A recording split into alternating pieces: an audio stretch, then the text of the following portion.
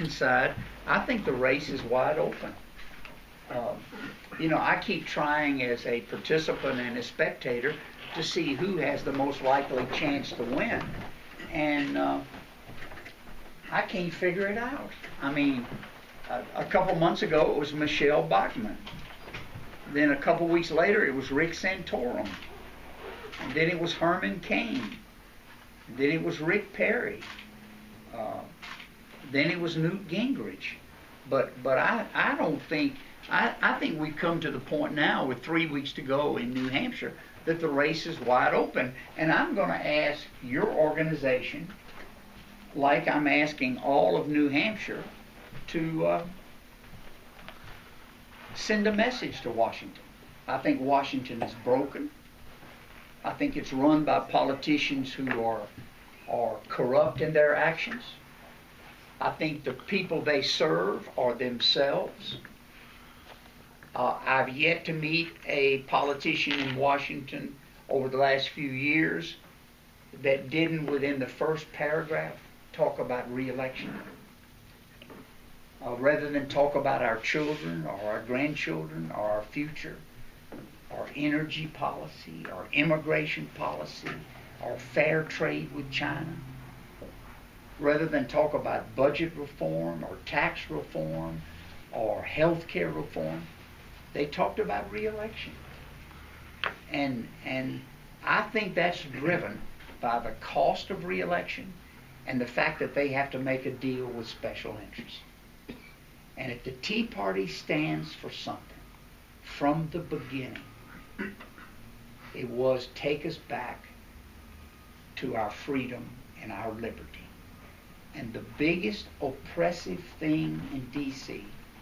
is the power of special interest money. They own the town. I'm the only guy running who's been a congressman and a governor. The rest of them are guessing. They're guessing. I don't have to guess. I'm of enough age that I don't have an ego involved here. I set out alone to reach the folks of New Hampshire and make this case. And I am unafraid, I am unabashed, I am undeterred. I think I'm known by about 6% of the people in the state. And a third of them are voting for me. No other candidate can say that. In the last poll, hey, how y'all doing? In the last poll, I was tied with Santorum. I was 1 percentage point behind Bachmann, and I was ahead of Rick Perry. They have spent millions. I have spent a few pennies. There is a hunger for an America that's strong and has jobs. It will not happen under the current crew. They're all bought and paid for. The biggest corporate giver to presidents 4 years ago was a little company called General Electric. As a result of their contributions, they pay no taxes. And they send thousands of American jobs overseas every year. You know what these plants build in China? They build products that they sell back in America. We're the only nation on earth that has a tax code that rewards its companies for moving, for outsourcing. I'd like to change it. My first bill will be campaign reform. My second bill will be unfair trade with China. I will stop it, changing the tax code and changing the rules of engagement. I believe in America, but I don't like its politics. And I'd like y'all to look me over. I can win in New Hampshire. I win by finishing in 4th place, for example. I win by you making a statement, Tea Party. Independent-minded voters saying, Roemer, I want you to get him on the national stage. The only way I'm going to make a debate is if you put me in the top 4 or 5 in New Hampshire. If you do, they won't shut me up. And you compare me to anybody else running in terms of energy, focus, promise, campaign reform. I'm not that great a person, but in this race, I look like a monster on campaign reform. Nobody else talks about it. You will not balance the budget unless you get the special interest money out of the room. I went to Iowa. First speech I gave in this campaign, late February. Oh, Mitt Romney, Newt Gingrich was there. Santorum was there. Herman Cain was there. Lord have mercy. I'm the guy that stood up. There were 1,200 people in the room. It's on our website. You can read the speech, 8 minutes long. I stood up and said, I've come to lose Iowa. Oh, the crowd. I said, I'm against the ethanol subsidy. We're going to balance this budget, and everything is on the table, including the ethanol subsidy. We don't need it. It's unfair. It goes to 3 big corporations. I will eliminate it. I won the straw poll after the vote. Oh, yeah. Newt Gingrich couldn't believe it. I mean, he's on the payroll of the ethanol subsidy thing. And afterwards he said, we need to talk. Yeah, I said, yeah, we do, Newt. You ought to be against the ethanol subsidy. Look, this is the only way we're going to get our country back. It's going to be hard-nosed. It's going to be sacrifice. I'm willing to run and win and not get reelected. Doesn't bother me a bit. Doesn't bother me a bit. But I need you guys. Everybody else would like to have you. But I need you. There's an issue here bigger than me and bigger than this organization. It's called America. And if you guys make a statement on my behalf, we will publicize it all over America. I mean, I am proud to do it. And it will carry us across the states that we're going to run in. But it begins in New Hampshire. I came here because of Live Free or Die. I came here because I thought New Hampshire would reach out of the box and pick a John McCain when no one said he could win. I've watched it happen. This race is wide open. You know what the headline after the election, let's say on the 11th of January, will be? It could be Mitt Romney wins New Hampshire as expected. Roemer surprises. That's what I want from you. Roemer surprises. And we'll send that message across America. I'll be glad to answer easy questions of any sort. Yes? I'm assuming you would have been perfectly willing to be in the debates we've seen over and over again. I've asked for everyone. I mean, it is the election now. Most people sit at home on the couch, and that's how they see their candidates. You know, it used to be they would come to meetings in New Hampshire. I mean, John McCain and I talk about it all the time. What has changed? And what's changed is retail politics has become debate politics. But yes, well, my question is, isn't it a double-edged sword to be kept out of the debates? And if you do well in the primary here, they can't keep me out. That's kind of a surprise, you know, to not actually be part of the debate. Look, if I could get 15% of the vote in New Hampshire, 1 out of 7, that puts me in 4th place without a single debate. I mean, you talk about an issue. You talk about making us, I say send a message to Washington, D.C. I got a broom. I'm going to sweep them out. I did it in Louisiana. It was not easy. It was not easy, man. It was a war. People went to jail. I appointed an inspector general, got approval of the people of the state to change the Constitution. We sent people to jail. They were on the take. Now, I'm telling you, as a former congressman, they're on the take. They might not be getting a check that they put in their pocket, but they get a check that they put in their campaign funds, and they live off their campaign funds. So it's the same thing. And number 2, if they don't get the check right now, they wink and nod and say, you know, I'll be retiring at Christmas. How about me being your lobbyist? It's a deal.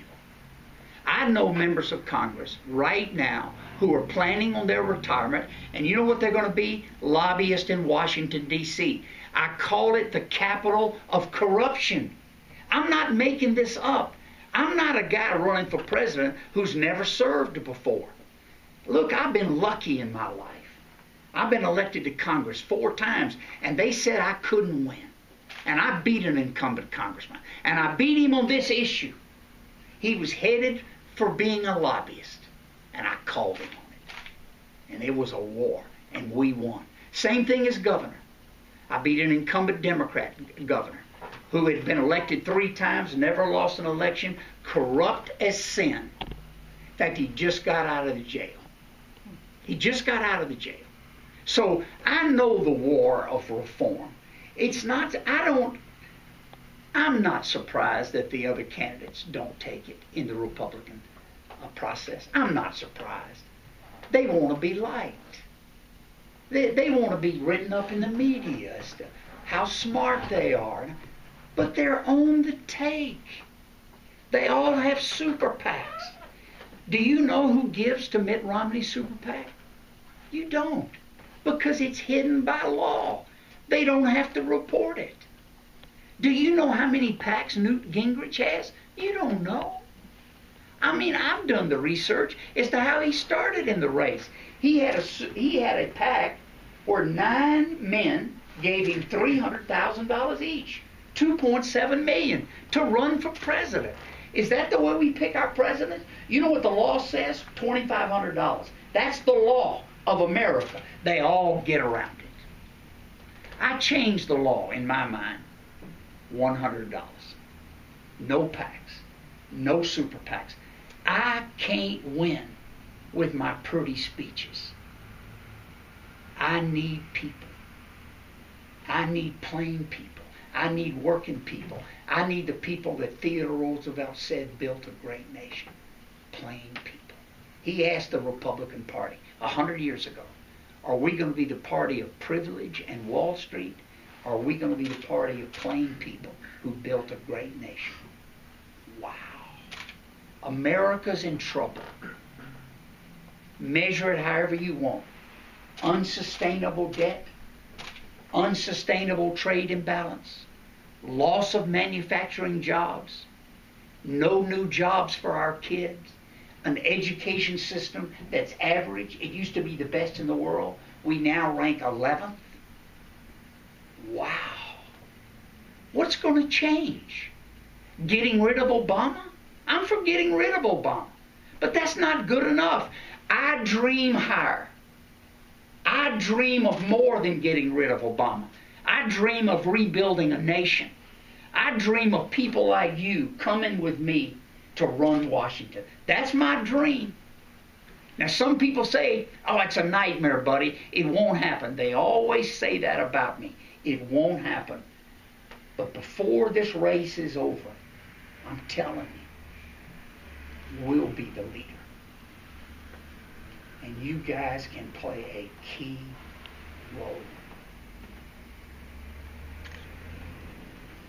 I'll answer another question. I got one other one. Yes, sir. You talked about amending the Louisiana Constitution. What about a constitutional amendment to have a balanced budget at the federal level?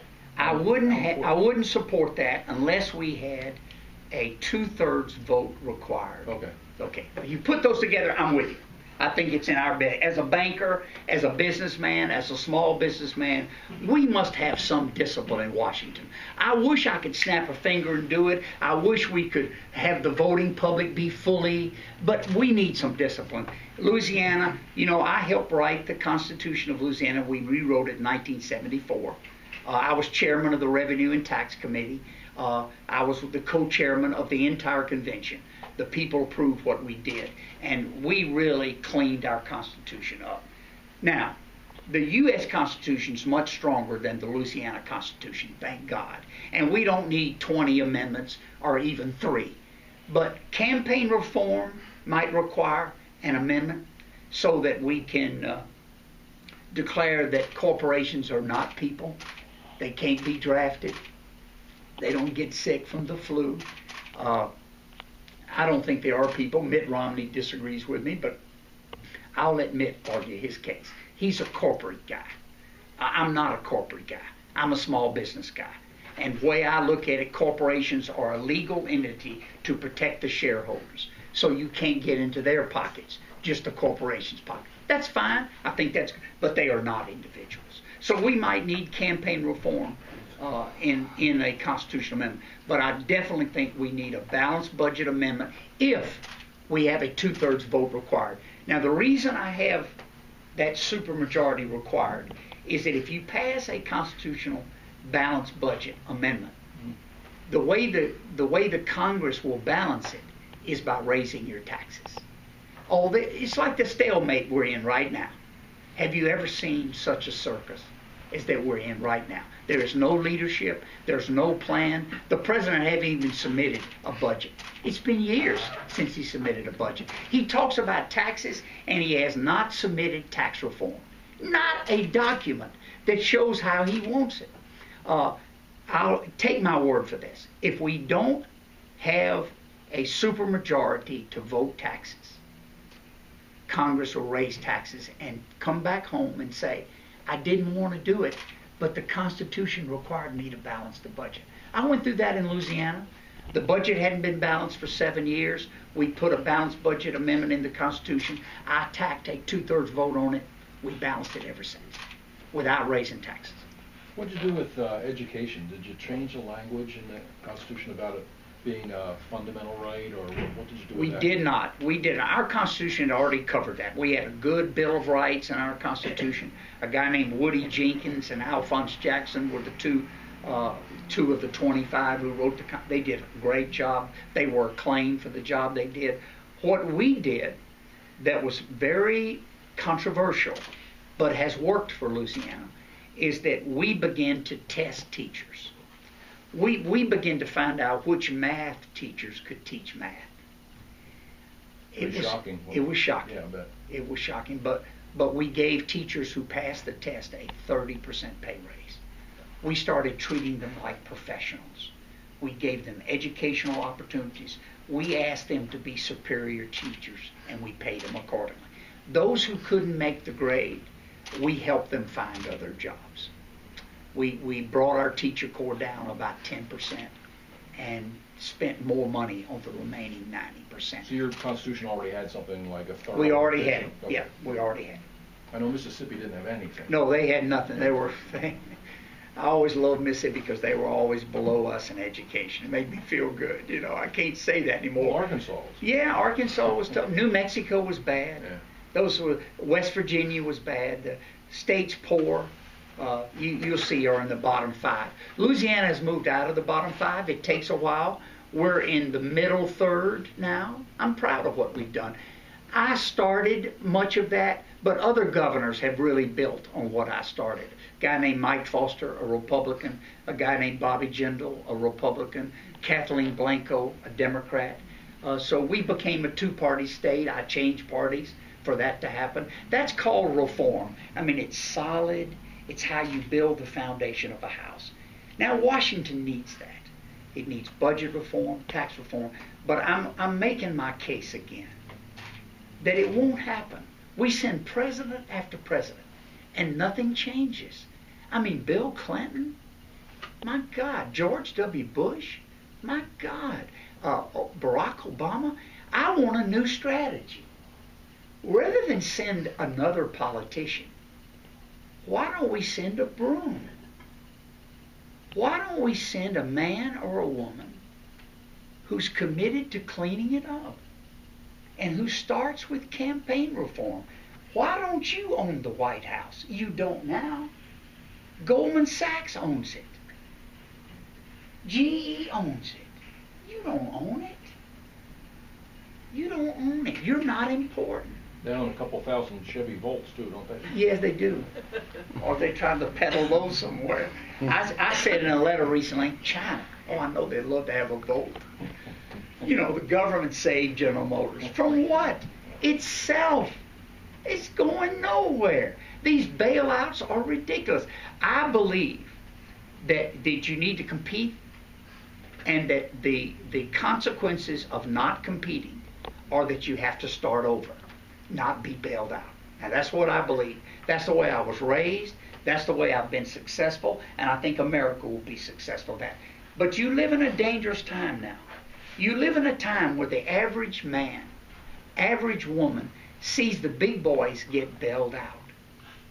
So what does he ask for? Bail me out too, buddy. That's the dangerous point, where we've gone from a work society to a welfare society. Now, I'm not talking about people who need food stamps to eat. We're going to do that. But I'm talking about people who could work, who need to work, and are encouraged not to work. Now, you can't just make that speech without changing our society to create jobs. Fair trade with China. That's where I'll start. We lose 1 million, 1.25 million jobs a year.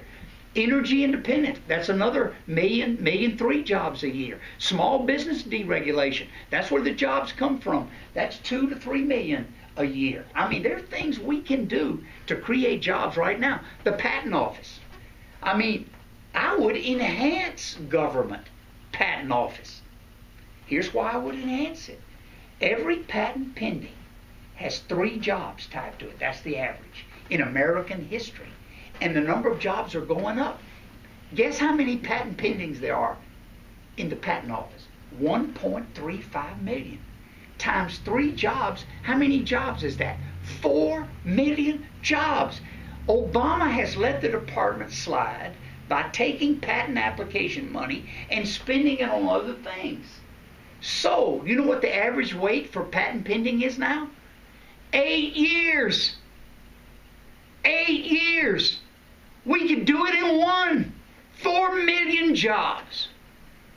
1 year. All we need is action. Action. Action. But Washington's not about action, is it? It's about inaction. It's about promise and no delivery. It's about BS change. There's been no change. It's about making the fat cats happy. I'm not talking rich folks. Most rich folks don't go to Washington. I'm talking the fat cats who live off government. GE, the military-industrial complex, Goldman Sachs. Do you think Goldman Sachs could make a living being in private banking? That's a joke. With government help, they went to Libya 4 years ago, and they got the Libyan Sovereign Fund. $4.8 billion. Goldman Sachs. No bid, no competition. They got a wink and nod from the George W. Bush administration. Guess what they did with the Libyan funds? Lost every damn one of them. $4 billion. Lost. That's how good they are. That's how they get their business. They live off the government. Do they want government smaller? No, they don't. Do they want to change? No, they don't. They're living off government. They're living off government. I'm a banker. My bank is not $1 billion. It's a small bank. 700 million. 750 million. We make a profit. We don't get bailed out. We have to compete. Why shouldn't they? Look, folks, I know what I'm doing. I know I'm not known. But I've been a congressman, and a good one. I've been a governor, and a good one. I have fought corruption with my life, sent people to jail, cleaned up a state. That's what we need in Washington. We need somebody that you're comfortable with, somebody that you can express an idea to. And we need a Washington, we need a Capitol, where if you stand in line with a good idea, you don't get stepped on by a special interest with a big check. That's where we are in America. Final thought. More money was given to John McCain and Barack Obama 4 years ago by special interests, PACs, and lobbyists in Washington, D.C. than 32 states combined. We've lost our government, and we're losing our country. And it's not about a party. It's about a nation. Anybody else? Chris. How do you feel about term limits? I'm a term limit guy. It's just discipline. I'm a disciplinarian. Ask my children. And I love my 3 kids. They've been very successful. And I think discipline is part of it. but I introduced with 4 other congressmen the first term limits bill in the United States Congress in 1981. And I'm not set on 6 years or 8 years. We can negotiate a term, but that's part of reform. We have term limits on a president, don't we? I will tell you why. Lord Acton, a British person in the legislature, said in the early 1800s, he told Parliament that power corrupts and absolute power corrupts absolutely. So we have a term limit on president because of the power accumulates there. Come on in, sir. Hi, how are you? Did you get your Christmas shopping done? Well, I'm just jealous, man. just like candy. I got you. Okay, that's for you. But term limit. Where is the power corruption now? We've got limits on the president. Is there a limit on a congressman? Is there a limit on a senator? That's where the corruption is. The president has one job, lead. This guy's not doing it, but the corruption is all around him. I believe in term limits. Glad you asked me. Yes, sir. I would assume that if the economy was going full speed right now, that would be very good for Obama's chance for re-election. Yes, it was. It would help him. It would help the country, too, by the way. And I got to assume that the people in the White House are very intelligent people. They're there, I'm not, so they got to be smarter than I am. So that's in doubt, but keep going. So that doesn't really compute. Yeah. And so maybe they don't really want the economy to do well. Maybe they want the country to get to the point where the whole system collapses, and then they can institute emergency measures and grab powers that we wouldn't ordinarily give them if in normal times. Yeah. Do you have any feelings on that? I'm not a conspiracy theory guy. I've missed that in my life. You can make a case that this is a plan. I don't make that case. I make a different case. I make the case that in a capitalist society, you can see the influence of money. It is recognized, it is legitimized. I have no problem with that. And I don't want to limit money in politics. I think we ought to have a full debate. But now we're only having a debate among a very few, at the top 1 or 2 or 3%. Why don't we include the whole country? That's why I said $100. $100 is an arbitrary figure. It could have been $500. But I want it within reach of you, in reach of every person. I get a lot of $5 contributions. I have gotten tens of thousands of contributions from people in college, from young people, from retired people. This is, when someone looks at my list one day, they will be astounded. We just qualified for matching funds at the federal level. You know where you check off in the box? We're going to announce that in the next few days. We're the only candidate even close to that, where we've raised so much money in each of 20 states at $100 or under that we qualify. So it's my belief that it's not the power of money that I fear, it's the love of money. And it's the fact that the contributions come from a few, and they are now running the country. I challenge the system. I run against the system, not the American system, not the capitalist system. That's not what I run against. I like a free society. I will fight and defend it. What I run against is a system where the special interests are in the room on every deal, and the average guy is laughed at and joked about and not even in town. That's what I run against. I don't know any other way to do it. There might be a better way, Mr. Green. There might be a better way to be an effective candidate.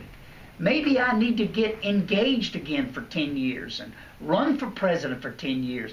I'm thinking we can't wait that long. I am convinced that we are a nation headed down by whatever measurement you want. Well, if I wanted to destroy the country, that I would be doing exactly what Obama's doing now. Yeah, yeah. So that's why I think. I hear you. I hear you. Well, Obama is a terrible president. Now, here's how I measure it. And I've known a few. From afar, Jack Kennedy was the first one I ever shook hands with when I was a little kid at college. And I liked him a lot. And when he said we're going to send a man to the moon and safely back again in this decade, that's America. We need that again. There is no leadership in this country. There's no leadership. The two parties are in gridlock. They talk nonsense. All they are politicians. I want somebody to say, look, I'm a Republican, but I'm an American first. And I'm going to take members of the other party, and we're going to build a team. That's what we need. Maybe we need that about every 20 years or every 30 years, just to clean up the mess. We're at a messy point now. And if we don't make fundamental change, if the Tea Party doesn't stand for a different America, why do you exist? I went to the first Tea Party meeting in Louisiana with my wife, Scarlett. Now, there's a good Southern name. And Scarlett's a non-politician, but she loves the Tea Party. And she had her signs. You know what her signs? She had two signs. One said, lead now. And the other said, act now. That's not a bad philosophy for who we are. Lead now. Act now. And I'm asking the Tea Party here, lead now. Pick a president. Don't pick one of the crowd. Don't pick more of the same. Don't pick them on how their hair is cut, although David did a great job for me. I thank you, David. Pick them on leadership. And you're not going to agree with this leader, this woman, or this man on every issue. I mean, I might be more conservative than you on energy independence. I believe in it. And I believe that we don't want to be completely independent, but we want independence within our hand so that we can control our destiny. It means jobs. You might not agree with me on foreign policy. I'm not for sending Marines on oil duty. I think we do need to rebuild the nation, our own, not Afghanistan.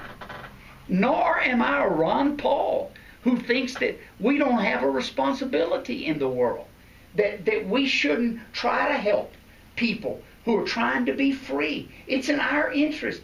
I build from the center. I am a conservative. I believe in sunlight.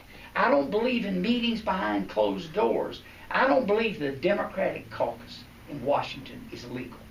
They don't let any news media in. Have you noticed that? Republicans are the same way.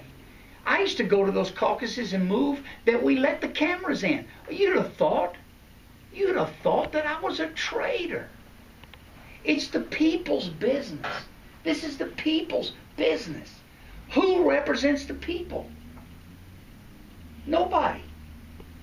They don't represent the people. They laugh at you. I've been there. I've been in meetings where the Tea Party is discussed, and you are laughed at. They don't love you. They don't need you. They don't need you. They have money coming to them from the special interest. That is the issue in the campaign. Let me say it again. That is the issue in the campaign. It's not where I stand in the polls. I'm twice where I was 2 weeks ago. I've gone from 1% to 2%. I want to be honest. But you know, I like that direction, don't you? That's not the issue. The issue is not how much money I have. The issue is what I will fight for. What I will never let you down on. We'll clean up Washington. It will be hell and back. It will not be easy, but I can do it. I will play poker with them. I'll watch football with them. I'll go to the dress shows if that's what I will work with Congress, but I will lead and I will act and I will not allow a single bill to pass over my veto pen until they do campaign reform. And I'll know who will be with me. You will. Because you know it's the key. It's the key. Governor, somebody else. Yes. Governor, may I ask you a banking question? Yes, sir. Okay, it seems to me that we used to have a nice housing market, and Yeah. and it was based in the day on savings and loans and all local lending with respect to mortgages. Yes. Okay, and then what happened is somewhere along the line it became okay to start selling mortgages left, right, and sideways. Right. Okay, and then it became okay to package them up into securities. Right. Securitization. It's called. Securitization, right.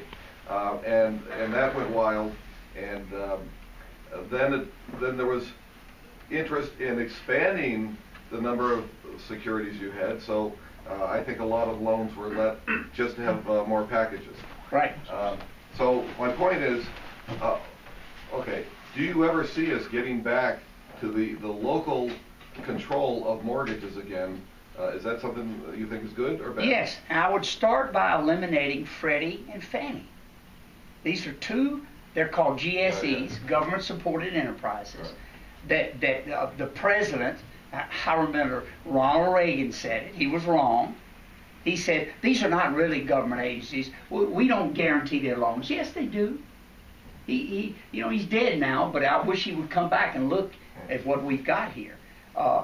George W. Bush said it. Bill Clinton said it. In fact, Bill Clinton began to deregulate Fannie and Freddie to expand it. So the crux of our housing problem started in Washington by having these government agencies allow their standards to be lowered. I'll give you a number. 3 million people borrowed money from Fannie and Freddie on their mortgages, got in their house, and didn't make the first month repayment. Wow. Not a first check went from the buyer to Fannie and Freddie, to the mortgages that they guaranteed. Because Fannie and Freddie lowered their standards, because every president, beginning with Ronald Reagan, peaking with Bill Clinton and George W. Bush, said to own your home is an American dream. You've heard of these speeches. And we're going to make it easy for you. We're going to make it so easy that you really don't have to pay us back. So it starts in Washington. Now, I know Occupy Wall Street claims it started there. No, it didn't. It started in Washington. It started when they lowered standards. For example, it used to be when you borrowed money for a home, you had to put up at least 10%, sometimes 20%, depending on your credit worthiness.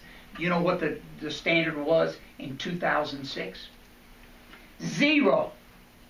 In matter of fact, you could borrow money on a $150,000 house. You could borrow $170,000, and the $20,000 that the house didn't cover was paid to the lawyers, the bank fees, all the other things. It was a get rich quick.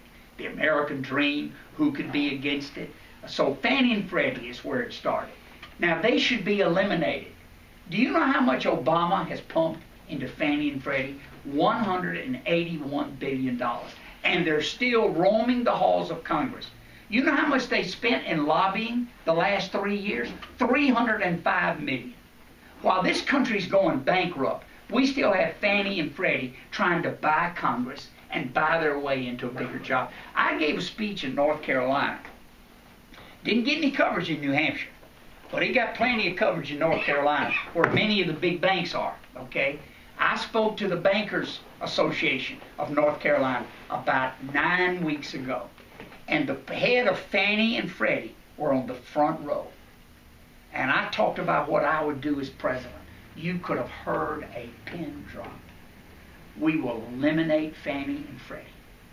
We will allow competition by region.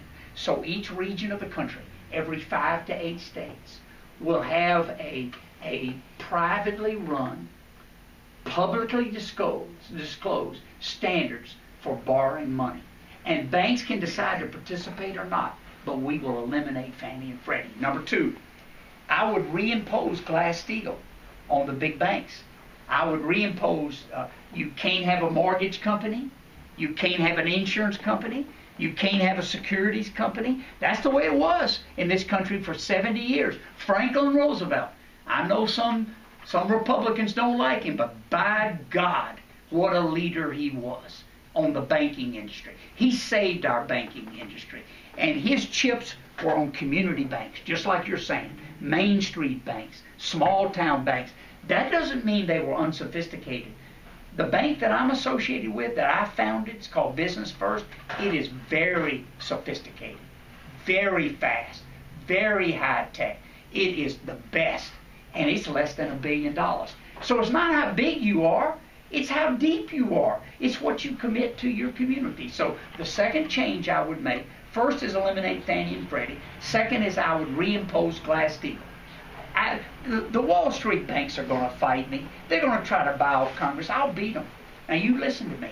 I'll beat them. I know the banking business, and I know how they're getting. I know how Goldman Sachs operates. I know where they get their cheese from, and it's not from competition. It's from the government. I will shut them off, and they will have to compete, and Glass-Steagall will be in law. Number 3, too big to fail will be eliminated. And you know it's part of the Dodd-Frank reform. They said they were going to repeal it. By God, it's there. On page 11, third paragraph, too big to fail is still the law. And finally, I would have capital ratios go up as a bank got bigger. A $1 billion bank would have a 9% capital ratio. A $100 billion bank would have a 12% capital ratio. We'll take the risk out of the business. Good question. I'd love to be on the debate sometimes. I listen to these guys talk about banking. They don't know yet. It's awesome. Yes, sir. Where does Fannie and Freddie get the money to give to Congress in lobbying? They have an annual budget that comes from revenue generated, and the question earlier talked about how they lowered standards so they could generate more revenue. And they use that revenue to lobby Congress more. And what Congress does is approve or disapprove their new regulatory standards. And if you give a man a check for his re-election, he's apt to say these new rules look pretty good. But doesn't that Fannie and Freddie belong to the people of the country? They do in theory. In practice, they have their own shares. They're traded on the New York Stock Exchange. And they're run by men who make an average of $10 to $15 million in salary each. They are a disgrace. They have the full faith and credit of the federal government behind them, so they can do any damn thing. Look, they are a danger, and they need to be eliminated. So I'm not going to modify them. I will eliminate them. Governor, part of the question about the Obama administration intentionally trying to destroy America, I think has an underpinning within the Tea Party of seeing American government grow and move in one direction. The government over, say, the last 50 or 100 years has only seemed to become more imposing, more powerful, the executive branch, the judicial branch, the Congress. And there, I think, from my experience with various, Tea Party groups, I think there's a worry that, we're headed off the cliff. And oftentimes that's the analogy that's put forward, is that we're headed towards a cliff. Let me address that. Okay. I think that comes at it from a different approach. When asked that question, I was thinking of short term. Short term, I think it's President Obama's best interest to have jobs and have the economy growing. Now, you're coming at it longer term, so let me look at it longer term. Our government has never been as big as it is now, as measured by a percentage of the gross domestic product. It's about 26.2 this morning. When Obama took office, it was about 21. The only time we've had this much government control was in the depths of World War II, where the government got slightly higher than this as a percentage. But those were extraordinary times. And upon the termination, under Truman, the termination of the war, the government quickly shrank to its 17% historically normal part of gross domestic product. I think what you see under President Obama and his chief supporters is what he calls a transforming of America. And by that, I think his Keynesian economic philosophy is that government needs to be big enough to help those who need help. There's a book I recommend to you especially. It's by George McGovern. It was just remember he ran for president as a Democrat, and it's about 200 pages, no pictures, but it's fascinating. The title of the book is What It Means to Be a Democrat. You will not believe it. You will not believe it. He blames the Republicans for the Holocaust in World War II, specifically. He says that because Republicans insisted on a hard treaty at the end of World War I, that we repressed the Germans and forced them in self-survival to take it out on the Jews. This is in the book. He went on to say, I'm a Democrat because I believe we need to help immigrants, legal and illegal. I believe we need to help women. They're repressed. I believe we need to help African Americans. I believe we need to give free student loans. It goes on and on. It is a full page, and I think President Obama has bought into that. I wrote a review of this book for the Washington Times last month, and they said they got more cards and letters after my review for revealing what this book says. I mean, there are differences between the Democrat and Republican Party, and the Republican Party is a long way from being perfect, but it doesn't have a transform America approach. And I think what Obama and his team are trying to do is to have government grow in size and have you dependent on it. They want us to look like Portugal or Norway or some European country where you have more guarantees than you do now, but less opportunity. And I ask you, America, can we take care of those who need help? And we all need help occasionally, don't we? I wouldn't shut the door on anybody. But can we have a free society? Can we have a government that's in balance? Can we have one that emphasizes opportunity, opportunity, opportunity, and requires that you get up off your butt and take advantage of it? Now, government can play a role. I've been there at eliminating discrimination, eliminating people with a southern accent from being mistreated. These are important issues, okay? So I'm not trying to get rid of government. I'm just saying we need a balance. We need a government that's lighter, faster, flexible, more focused on our future. And I do think, back to your question now that Chris kind of looks at it a different way for me, long term, Obama frightens me in his belief in government. That's frightening. Let's try this, and I'll do it in a national debate with him. I'll ask the president to believe in the people. And let's take the government that they form. Let's go with that. Let's don't believe in government. Let's believe in the people. And I quote James Madison, James Monroe, George Washington, Thomas Jefferson. Has the world changed that much that we don't believe in the people anymore? Anybody else? Thanks for having me. Appreciate it. I'd like to commend you on not getting frustrated about not being in a debate. Several candidates have dropped out because I think they weren't showcased. We're going to be the last man standing. And I want to commend you on your haircut to it. Thanks, David. He does all the work, man. Did mine yesterday. Hey, good, man. All I need now is a cap, and I'll look just like you. We'll be like twins, man. We can fix you up. Okay. Thanks for having me. New Hampshire treats you better than the debates have. New Hampshire's been great. I mean, I'm frustrated by not having more people in the room because I got something to say, you know. But that might be me. It might be that I've been out a long time and I'm just getting back into it. I think the Republican Party has not really been listening. I'm talking about the hierarchy, not the population. So I've kind of changed my target to independent thinking voters. I don't care what party they're in. That's what I'm trying to do. And New Hampshire lets me do that. Independents can vote if they so choose on January 10th. Republicans can vote for me. My contributions have come almost literally a third from the Democrats, a third from independents, and a third from Republicans. Because I think this issue is not about a party, it's about a nation. And that's why I approached the Tea Party so boldly with my ideas. Because you would make a bigger difference for me than anybody else. If you would surprise a nation if I get a couple of Tea Party groups to say, you know, Roemer's the guy. We looked at them all. We stand with Roemer. Thanks.